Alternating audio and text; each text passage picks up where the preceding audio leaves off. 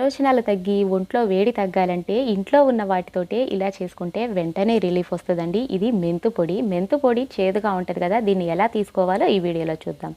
మెంతులు తీసుకొని ఫస్ట్ కడాయిలో కొద్దిగా వేపుకుందాం.